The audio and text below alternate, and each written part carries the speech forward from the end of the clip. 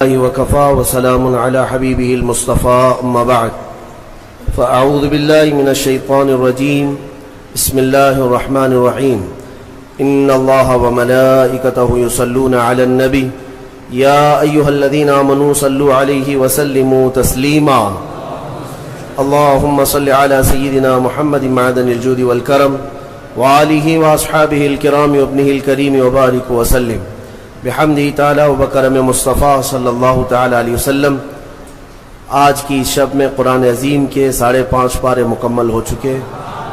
اللہ عز و جل بقیہ قرآن عظیم کو صحیح تجوید کے ساتھ پڑھنے اور آپ سب کو سننے کی توفیق عطا فرمائے۔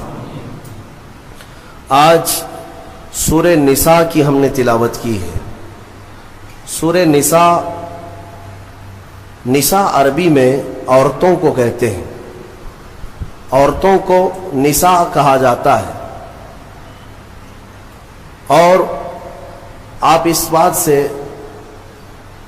اندازہ لگائیں کہ پوری عورتوں کے نام کی ایک سورہ ہے، مردوں کے نام کی سورہ نہیں ہے، یعنی رجال نام سے نہیں ہے، نساء نام سے سورہ ہے۔ اور پھر ہم نے اخیر میں سورہ مائدہ بھی تلاوت کی ہے۔ مائدہ دسترخوان کو کہتے ہیں۔ ظاہر سی بات ہے، سوروں کا جو نام ہے وہ اس میں موجود مضمون کے حساب سے ہی آتا ہے۔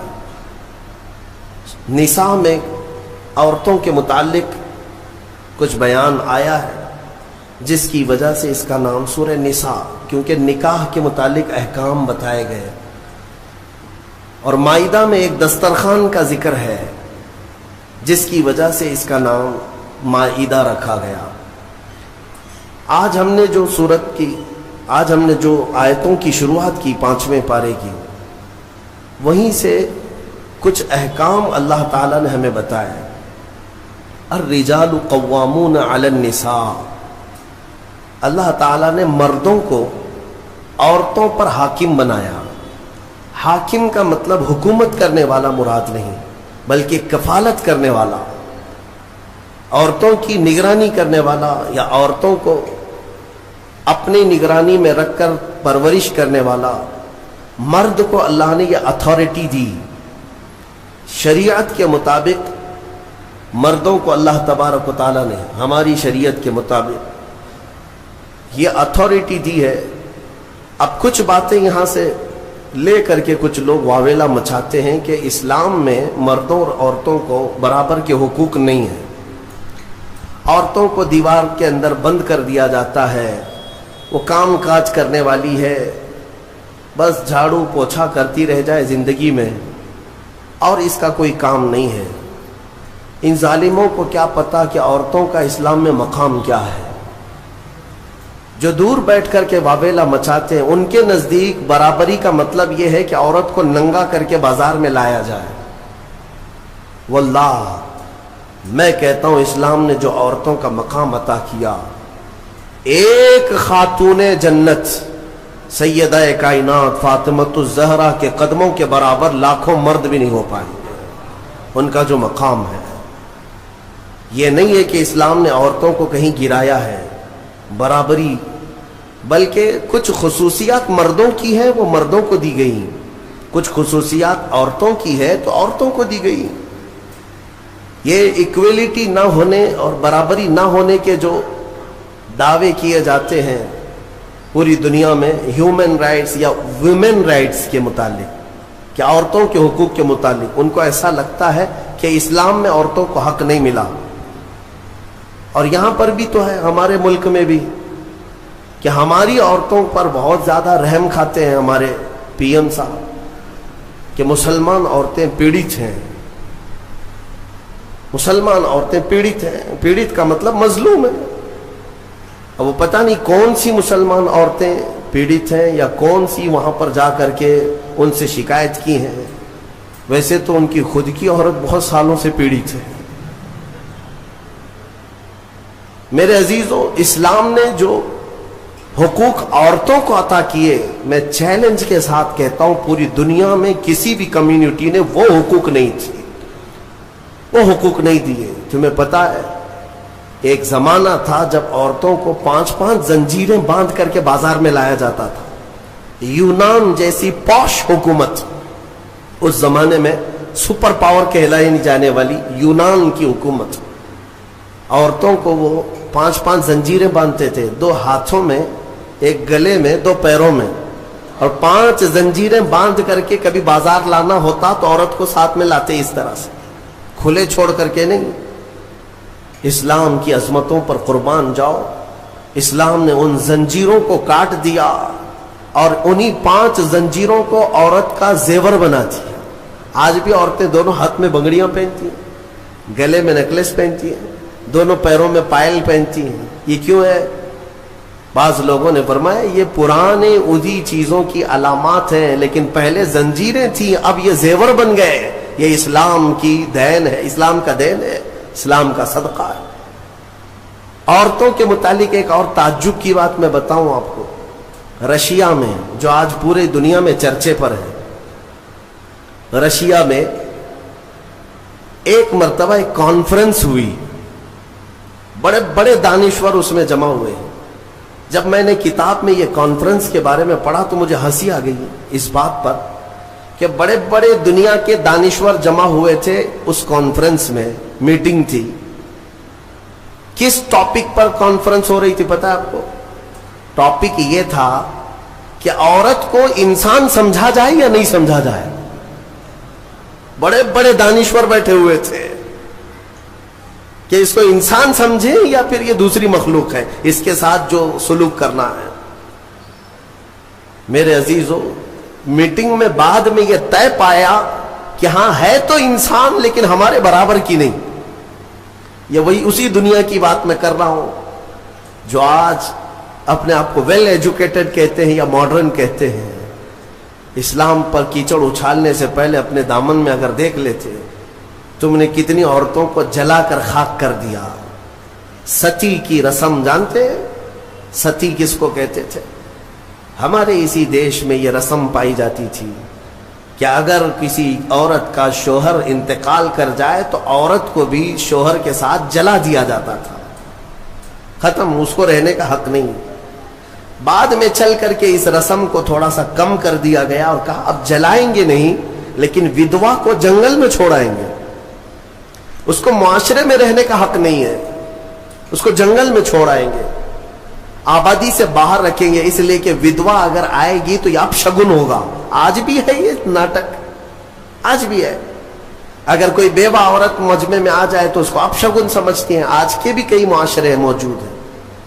लेकिन इस्लाम पर उंगली उठाने वाले पहले पढ़ो इस्लाम को। मेरे आका सल्लल्लाहु ताला अलैहि वसल्लम ने 10 शादियां फरमाई, जिसमें से 9 औरतें ऐसी हैं जो सब की सब बेवा थी।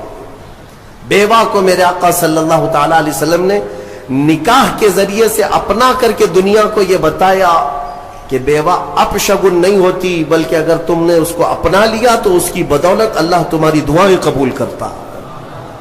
बेवा को इस तरह से निकाल करके बाहर कर देना, ये सब मुझे हैरत होती है। आज वो लोग हमें औरतों के हुकूक सिखाने आए हैं जो कितनी तो औरतों को जला दिए, कई औरतों को बेयार व मददगार छोड़ दिया, जिंदगी पर उनके लिए शादी करना हराम कर दिया। एक बार शोहर मर गया तो दूसरी बार शादी नहीं करना।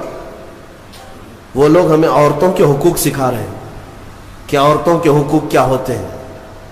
जो जंजीरें डालकर खींचते थे वो हमें औरतों के हुकूक सिखा रहे हैं। हैरत नहीं है? ये मसला ऐसी ही है कि अगर शैतान आपको नमाज के लिए बुलाने आ जाए, उससे ये पूछो तुम कब से शरीफ हो गए।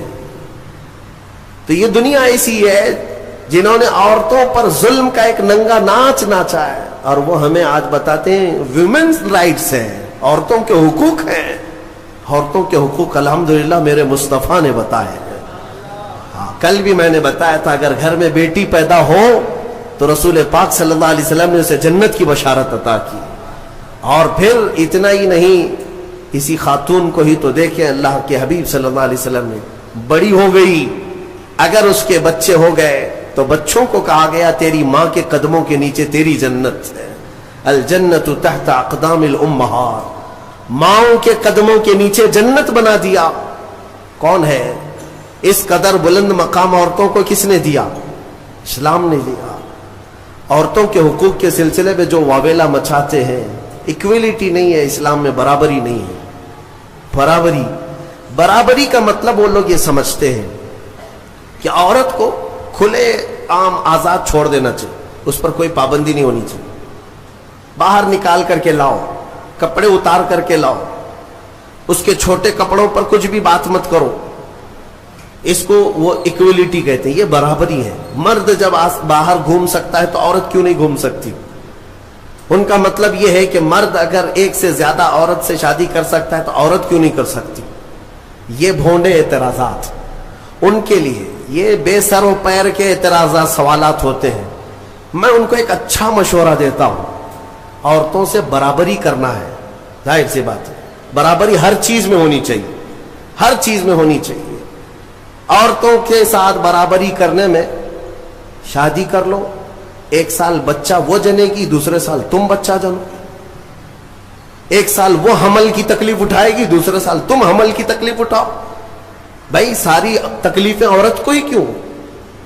ہو سکتا ہے یہ پاسبل ہے. تو تمہیں پتا ہونا چاہیے کہ ہر مخلوق کی اللہ نے کچھ خصوصیات رکھی ہیں. مرد کی اپنی خصوصیات ہے، عورت کی اپنی خصوصیات ہے. ان کی بناوٹ میں بھی اللہ تبارک و تعالیٰ نے فرق رکھا ہے. مرد کے ہاتھ عورت کے ہاتھ کی طرح نہیں، مرد کا جسم عورت کے جسم کی طرح نہیں. ساری چیزوں میں فرق موجود ہے. اسی لیے قرآن نے مردوں کو کمانے کا حکم دیا اور عورت کو امور خانہ داری اور بچوں کی تربیت کا حکم دیا. جس کی جیسی کیٹیگری ہے ویسے اسلام نے حکم دیا. اس چیز کو لے کر کے یہ اسلام پر اعتراضات کرتے ہیں. آج پاکستان کی سڑکوں پر کچھ عورتیں بینر لے کر کے اتری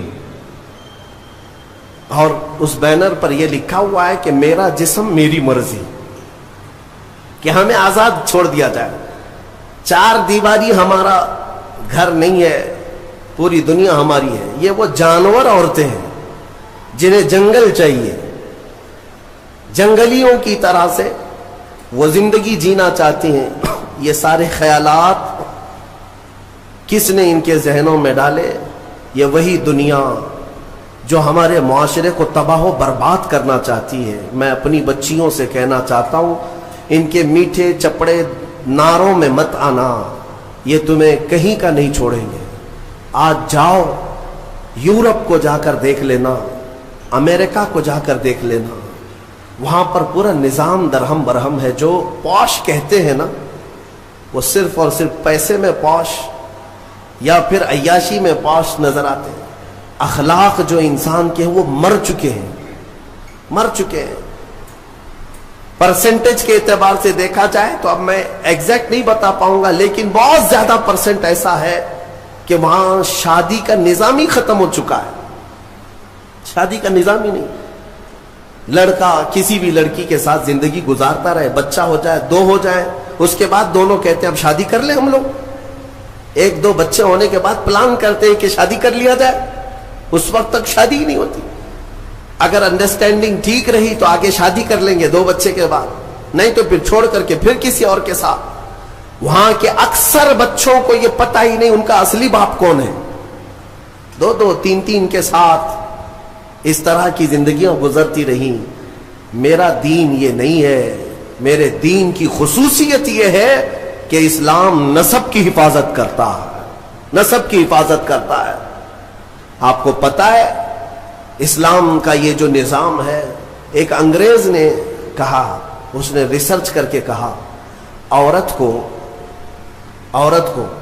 اگر کسی نے طلاق دے دیا، توجہ چاہتا ہوں، اگر کسی نے طلاق دے دیا تو اس کی عدت کیا ہے؟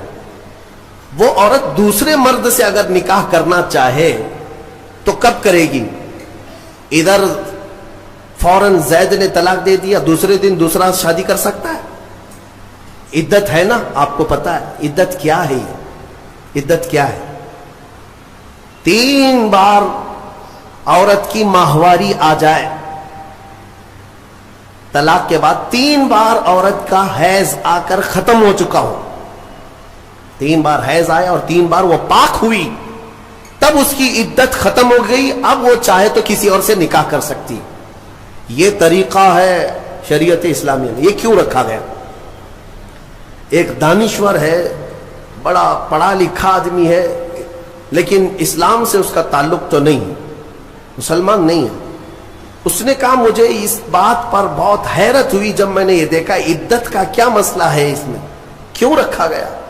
تو اس نے کہا کہ سائنس کے اعتبار سے میں نے پوری جانچ پڑتال کر کے دیکھ لیا کہ اگر عورت پہلے والے شوہر کے ساتھ کچھ راتیں بھی گزاری ہو، کچھ راتیں گزاری اور اس کے بعد پہلے شوہر نے طلاق دے دیا، تو پہلے شوہر کا نطفہ اگر عورت کے جسم کے اندر موجود ہے تو وہ کب تک باقی رہتا ہے.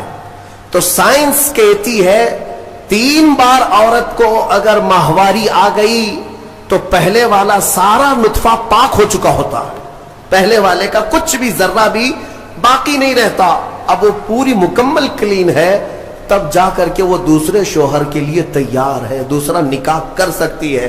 میرے عزیزوں، یہ میں نہیں کہتا، غیروں نے جو پڑھا ہے وہ کہتے ہیں کہ اسلام نے یہ عدت کا جو نظام رکھا ہے وہ صرف اس لیے کہ آنے والا بچہ اس کے نسب میں کوئی اختلاط نہ ہونے پائے، نسب میں کوئی اختلاط نہ ہونے پائے. عورتوں کی بھی حفاظت اور بچوں کی بھی حفاظت. الحمدللہ مجھے فخر ہے اس بات پر کہ دین اسلام نے یہ پاکیزہ نظام رکھا ہے، پاکیزہ نظام. آپ کو پتا ہے آج دنیا یہ سارا نظام درہم برہم کرنا چاہتی ہے.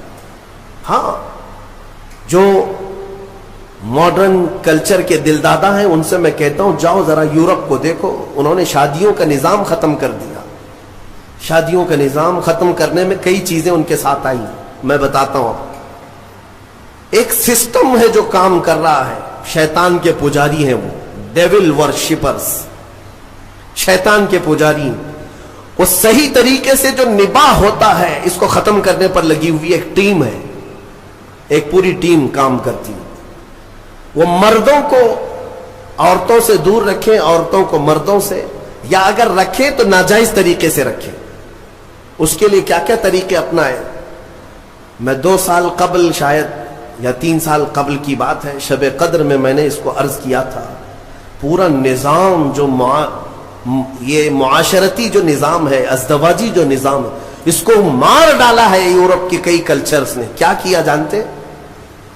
مردوں کو خود اپنے ہاتھوں سے تسکین حاصل کرنے کے طریقے سکھا دیے کہ عورت کی ضرورت ہی نہ پیش آئے. اپنے ہاتھوں سے شہوت کو پورا کر لو، خواہشات پوری کرو. اس کے لیے انہوں نے کھلونے بنائے، آلے بنائے، ساری چیزیں بنائی تاکہ شادی کا نظام ہی نہ رہے. عورتوں کو بھی اسی طرح سے تباہ و برباد کر دیا کہ عورتیں بھی اس نظام میں نہ آئیں. وہ اپنی جسمانی خواہش پوری کرنے کے لیے پلاسٹک کا بھی سہارا لے لیں، کسی بھی دوسری چیزوں کا سہارا لے لیں. میں نے جب یہ پڑھا کہ باہر کئی جگہ پر مارکیٹ میں باضابطہ سلیکون کی پوری عورتیں ملتی ہیں، پورا کا پورا مرد ملتا ہے.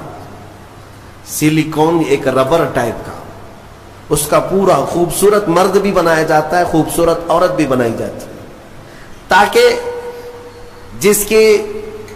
جسے اپنی جسمانی خواہش پوری کرنا ہو تو ان کھلونوں کے ساتھ پورا کر لے اور اپنے آپ کو تباہ و برباد کر لے.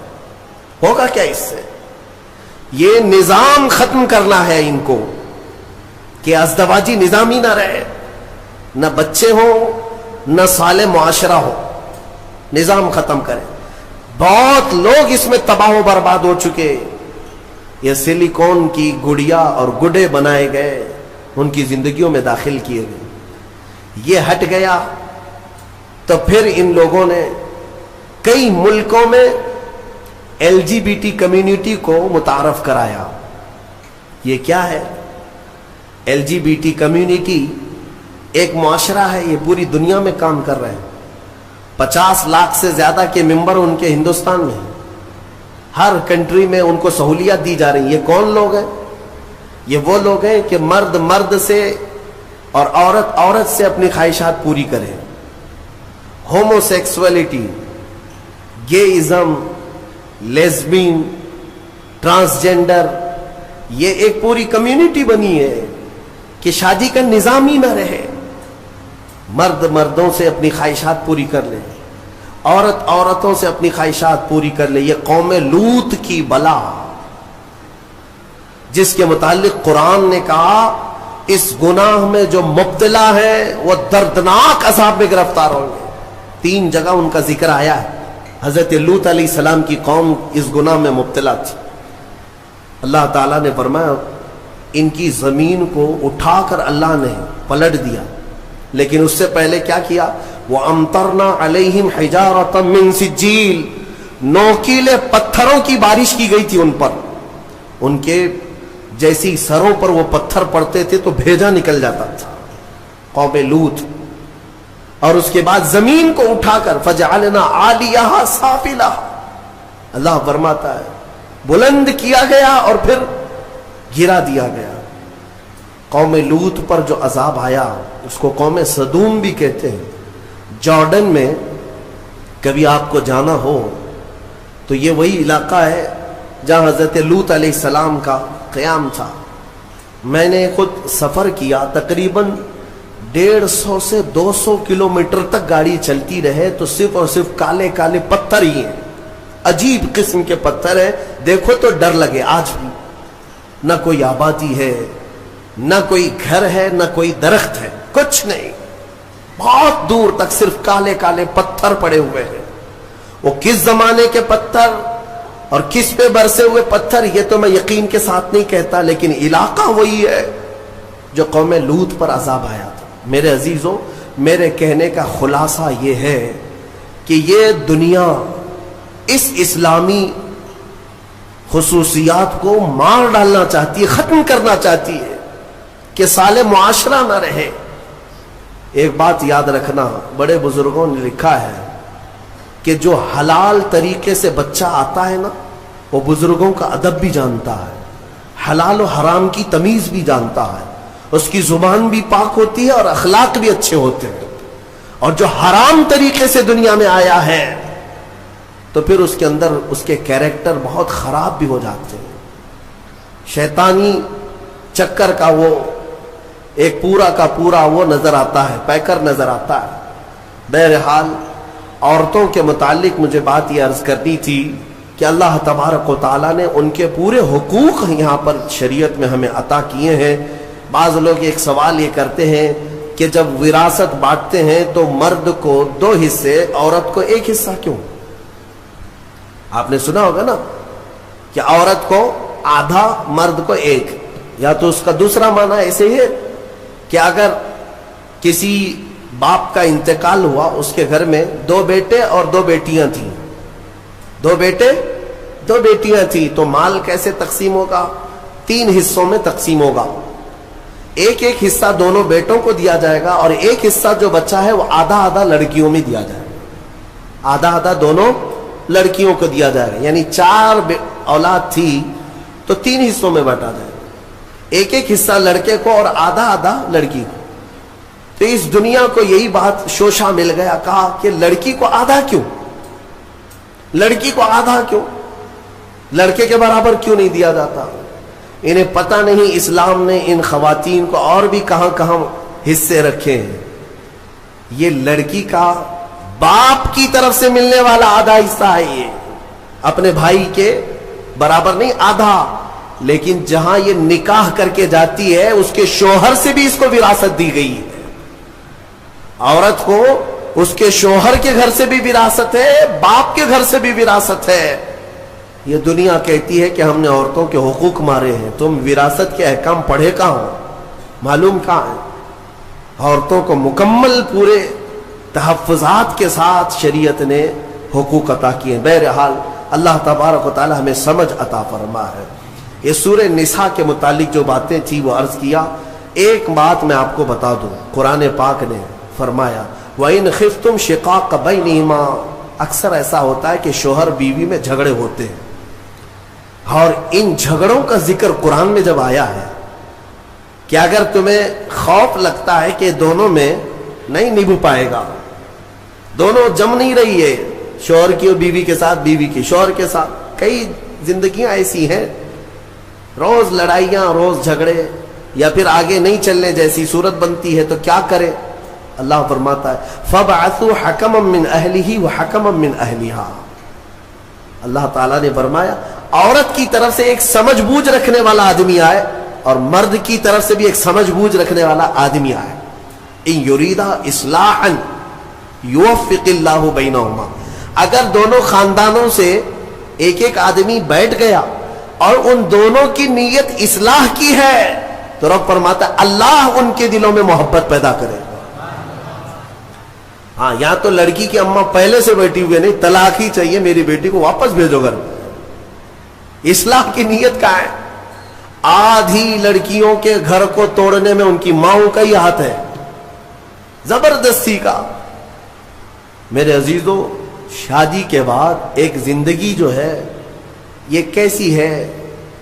شوہر اور بیوی دونوں کو قرآن نے کہا ہن لباس لکم وانتم لباس لہن، عورتیں تمہارے لیے لباس ہے اور تم عورتوں کا لباس ہو۔ لباس سمجھتے ہیں نا کیوں پہنا جاتا ہے؟ لباس بدن چھپانے کے لیے پہنتے ہیں، ٹھنڈی گرمی سے بچنے کے لیے پہنتے ہیں۔ تو تم عورتوں کا لباس ہو، اس کا مطلب یہ ہے کہ عورتوں کے عیبوں کو تم چھپاؤ گے اور تمہارے عیبوں کو عورتیں چھپائیں گے، ایک دوسرے کے عیب کو باہر نہیں نکالے۔ اور اسی طرح عورتوں کی تکلیف آئے تو تم سہارا بن کر کھڑے ہو جاؤ، اور مرد کی تکلیف آئے تو عورت سہارا بن کر کھڑی ہو جائے۔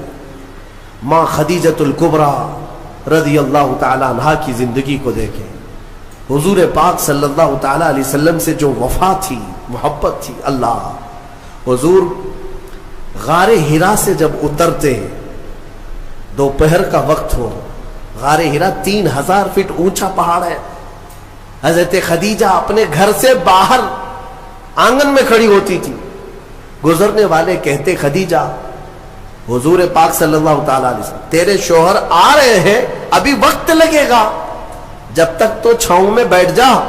حضرت خدیجہ کہتی ہے میرا دل گوارا نہیں کرتا، میرے سرتاج دھوپ میں اتر رہے اور میں چھاؤں میں بیٹھی رہوں، جتنی دیر میرے رفیق حیات صلی اللہ علیہ وسلم دھوپ میں اتر رہے ہوں اتنی دیر میں بھی تو دھوپ میں کھڑی رہوں۔ حصے داری اس کو کہتے ہیں، پارٹنرشپ یہ ہوتی ہے، شریک حیات اس کو کہتے ہیں، لائف پارٹنر یہ ہے۔ حضرت خدیجہ کا جب انتقال ہوا میرے آقا کو اتنا غم ہوا، اتنا غم، پورے سال کا نام رسول پاک نے عام الحزن رکھا، یہ غم کا سال ہے جس سال ام المومنین کا انتقال ہوا۔ اور وہ عجیب لمحہ تھا جب سیدہ کائنات فاطمۃ الزہرا سلام اللہ علیہا حضور کی بارگاہ میں تھی، چھوٹی عمر تھی جب حضرت خدیجہ کا انتقال ہوا، حضرت فاطمہ بہت چھوٹی تھی۔ حضور پاک صلی اللہ علیہ وسلم نے بلایا، حضرت فاطمہ سے محبت کیا اور کہا فاطمہ، تیری ماں کے انتقال سے پہلے تیری ماں نے کچھ کہا تھا، کوئی خاص بات جو مجھے نہ کہی؟ حضرت فاطمہ کہتی ہاں ابا جان، اماں نے انتقال سے ایک دن پہلے مجھ سے کہا تھا فاطمہ اگر میں مر جاؤں، اگر میرا انتقال ہو جائے تو میرے کفن کے ساتھ تو اپنے بابا جان کا جبہ بھی رکھ دینا، اپنے بابا جان کا جبہ میرے کفن کے ساتھ رکھ دینا، میری قبر میں رکھ دینا۔ حضرت فاطمہ روتے ہوئے کہتی ہیں یا رسول اللہ، اماں کی ایک خواہش تھی۔ حضور اکرم صلی اللہ تعالی علیہ وسلم کی آنکھوں میں آنسو آ گئے اور میرے آقا نے فرمایا فاطمہ قسم رب ذوالجلال کی، تیری ماں نے میرا جبہ ہی پوچھا، قسم رب ذوالجلال کی اگر خدیجہ یہ کہتی تو میں اپنے جسم کی چمڑی بھی اتار کر دیتا، اگر وہ جلد مانگتی تو میں اپنے جسم کی چمڑی بھی اتار کر کے اس کو دیتا۔ یہ ہے ازدواجی زندگی کی محبت۔ شوہر بیوی ایک دوسرے کو تان و تشنیع کرتے رہے، عورت شوہر کے غیبانہ میں خیانت کرتی رہے، تو یہ کون سے لائف پارٹنر ہے، کون سے شریک حیات ہے؟ اعتماد کے رشتے کا نام ایک نکاح ہے، اعتماد ہو۔ شوہر اپنی بیوی پر شک کرتے ہوئے کب تک جی سکتا ہے؟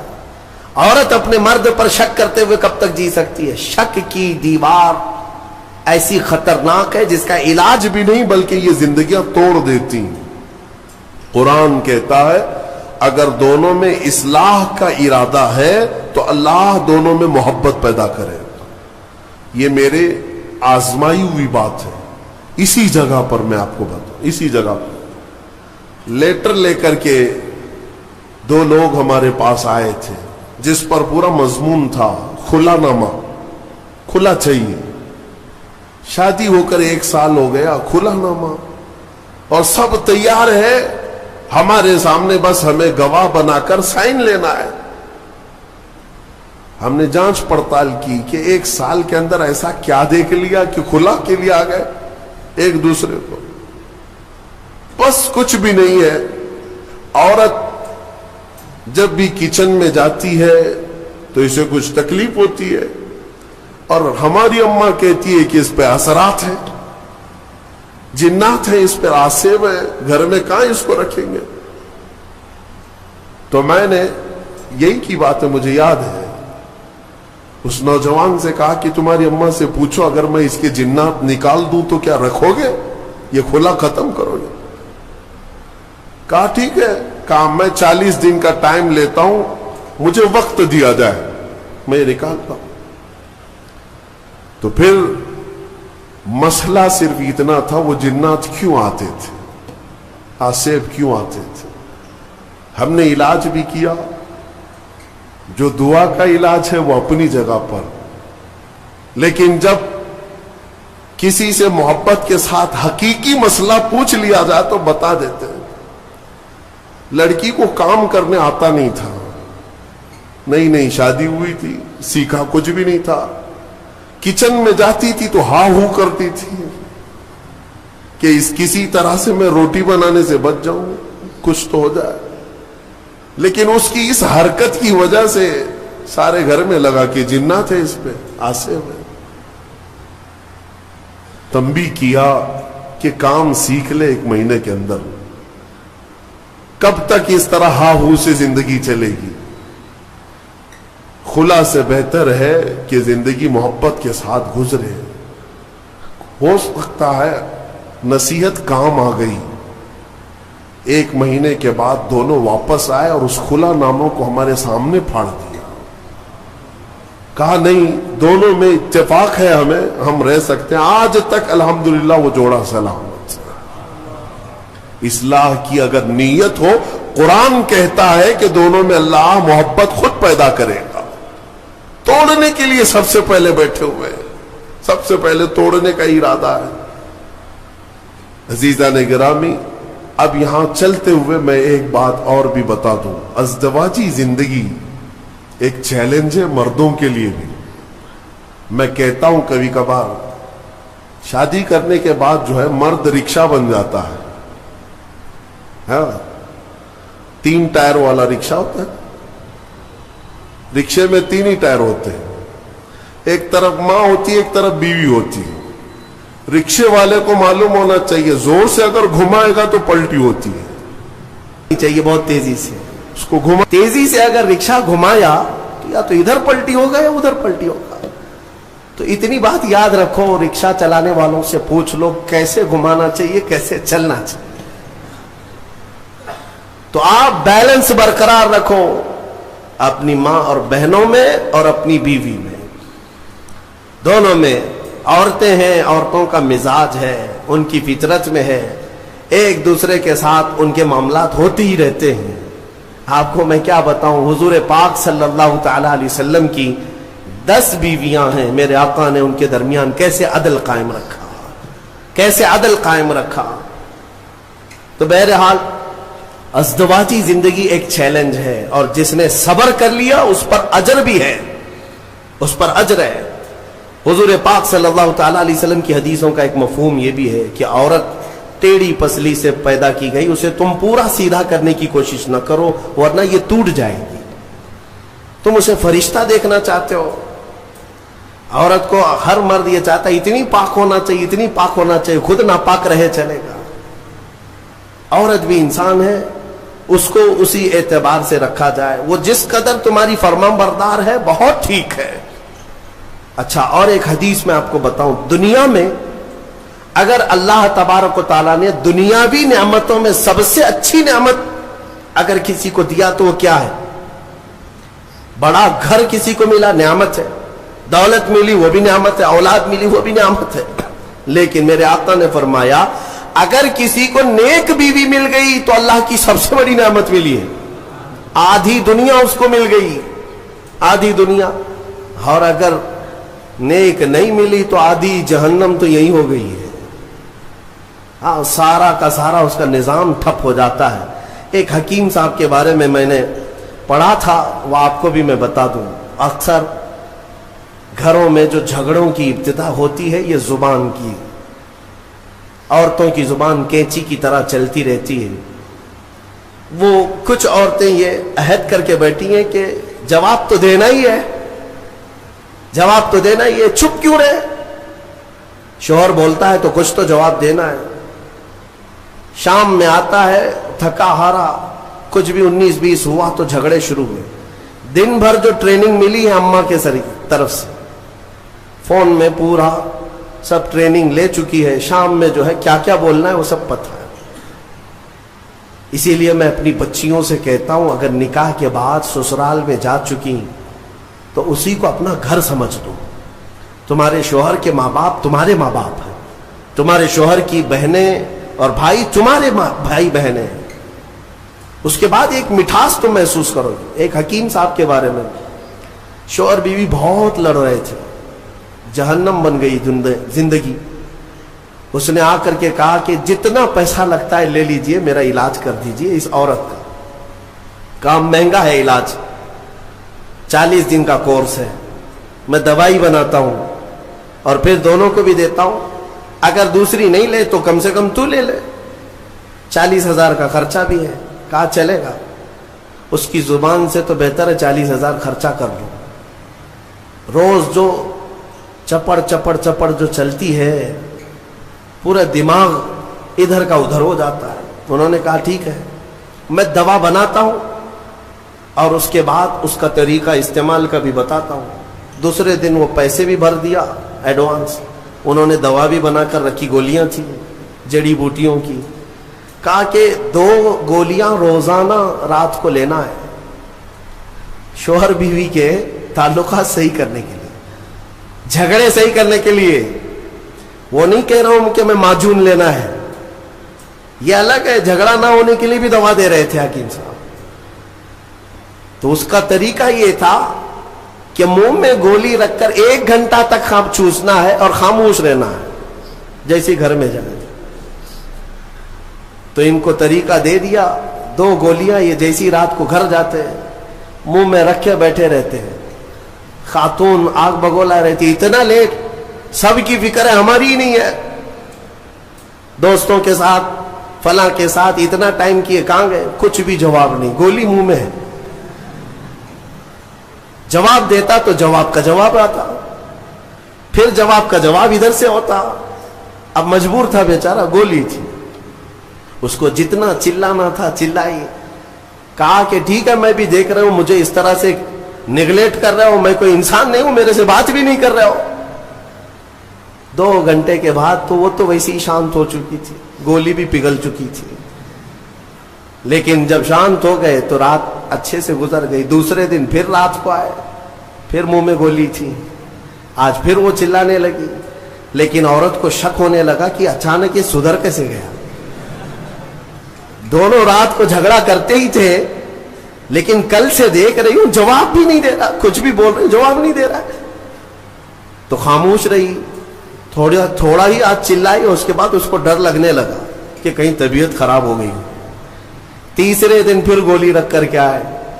عورت نے آج چلایا تو اسے سیریس لگنے لگا کہ آج بھی جواب نہیں دے رہا، اس کا مطلب طبیعت خراب ہے. قریب آئی اور کہا ارے میرے سرتاج بتاؤ تو صحیح، کیا تکلیف ہے آپ کو؟ 2 دن سے بالکل منہ چپ کر کے بیٹھے ہو گھر میں، رونق ختم ہو گئی گھر کی، کچھ تو بولو. کہا نہ، گولی ہے منہ میں. کافی دیر تک 1 گھنٹہ 2 گھنٹہ. تو تیسرے دن جو ہے جب بات ہی نہیں کیا، خاموش، تو عورت کی طبیعت بے قرار ہو گئی سیدھے. دیکھیں میں آپ کو بتاتا ہوں، یہ جھگڑے ہوتے ہیں لیکن محبت اندر رہتی ہے. مصلی بچھا کر کے اللہ کی بارگاہ میں دعا کرنے لگی کہ مولا میرے شوہر کو صحیح کر دے، اگر اس کی طبیعت خراب ہے تو شفا دے دے. وہ دعا کرتی رہی. میاں کو ہوا کچھ نہیں تھا، گولی تھی، اور سو گئے.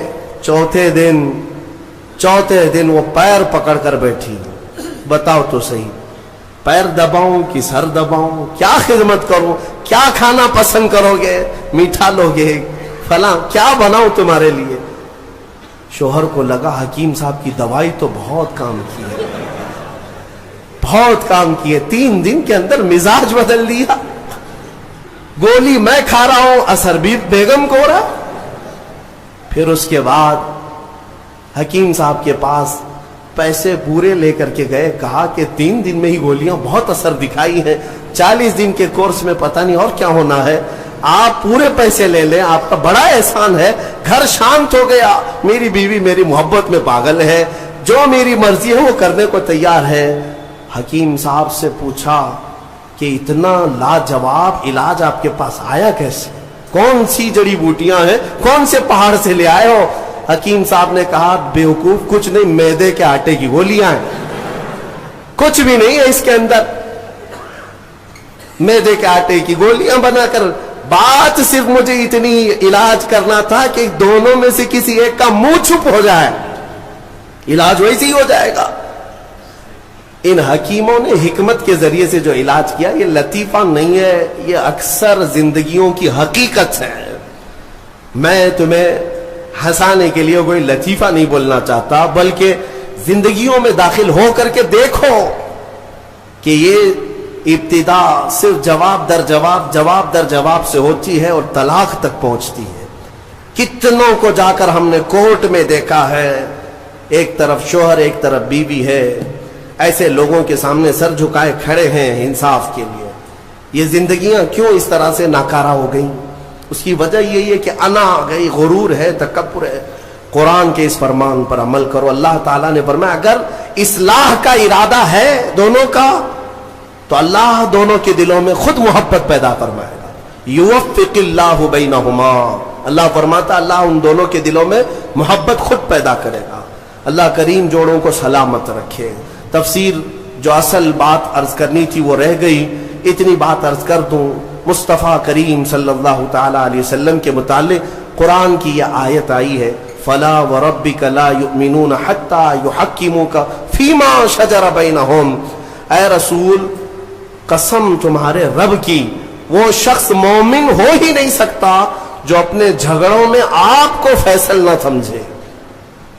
حضور کو اگر کوئی فیصل نہیں مانتا، حضور کو اگر کوئی حکم نہیں مانتا تو قرآن کہہ رہا وہ شخص مومن ہی نہیں ہے، مومن ہی نہیں ہے. کئی لوگوں کو ایسے ہم نے دیکھا ہے، کہتے ہیں ایسی ہم شریعت نہیں مانتے، ہاں ہم یہ حدیث قرآن نہیں مانتے. نعوذ باللہ، یہ جملہ کفریہ ہے، کافر ہو گئے، اسلام سے نکل گئے کسی نے اگر ایسا کہا.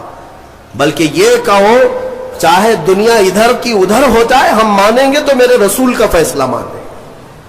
ہاں منافقین کے متعلق یہ کہا گیا ہے کہ وہ رسول کا فیصلہ نہیں مانتے، اپنی طبیعت کا مانتے ہیں. اللہ تعالیٰ انہیں ہدایت عطا فرمائے. آج ایک یادگار ہمارے لیے سال کا ایک دن ہے کہ 3 رمضان المبارک کو خاتون جنت سیدہ کائنات سیدہ فاطمۃ الزہرا سلام اللہ علیہا کا یوم وصال ہے. وہ دختر رسول، نور نظر رسول، مصطفیٰ کریم صلی اللہ تعالی علیہ وسلم کے دربار کی وہ لاڈلی بیٹی، جن کے متعلق بزرگوں نے لکھا ہے کہ اگر کسی کو کبھی کوئی دعا قبول نہ ہوتی نظر آئے تو سیدہ فاطمۃ الزہرا کا وسیلہ لے کر دعا کرے، مولا دعا قبول کرے گا. اس خاتون جنت کا آج یوم ہے، ان کا دن ہے. فاتحہ خوانی کا بھی اہتمام ہے، اور ہم آج کی اس تفسیر کے بعد اس خاتون جنت کی بارگاہ میں خراج عقیدت پیش کرتے ہوئے ان کے وسیلے سے اللہ کی بارگاہ میں دعا بھی کرتے ہیں، مولا اس سیدہ کائنات کہ صدقے و توسل ہم سب کو عزتوں سے اور رحمتوں سے نوازے. اور کتنی اہم بات ہے، کتنی فضیلت کی بات ہے کہ آج ہم نے سورہ نساء تلاوت کی ہے. سورہ نساء عورتوں کے نام سے، اور سیدہ فاطمہ کو سیدۃ نساء العالمین کہا میرے آقا نے، کہ ساری دنیا کی عورتوں کی سردار کا نام فاطمہ ہے. صرف دنیا ہی نہیں، جنتی خواتین کی سردار کا بھی. ایک روایت میں یہ ملتا ہے قیامت کے دن ایک فرشتہ اعلان کرے گا، یا اہل محشر غضوا ابصارکم فإن فاطمة بنت محمد تمر إلى الجنہ.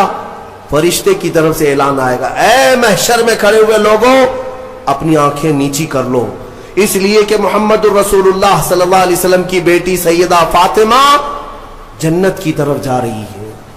جب وہ جنت کی طرف جا رہی ہوں گی 70,000 عورتوں کے جھرمٹ میں، 70,000 خواتین کے جھرمٹ میں، اس وقت بھی یہ اعلان ہوگا کہ اپنی آنکھیں نیچی کر لو. تو آپ اندازہ کریں ان کا مقام و مرتبہ کیا ہے. قیامت کے دن ان کا مقام اعلان کے ساتھ بتایا جائے گا. مولا کریم کہنے سننے سے زیادہ عمل کی توفیق عطا فرمائے اور ہماری عورتوں کو کنیزان فاطمہ میں شامل فرمائے. الى اشرف النبی الاکرم محمد المصطفیٰ صلی اللہ علیہ وسلم ائملتہ و جمیع المسلمین والمسلمات الکرام. الفاتحہ.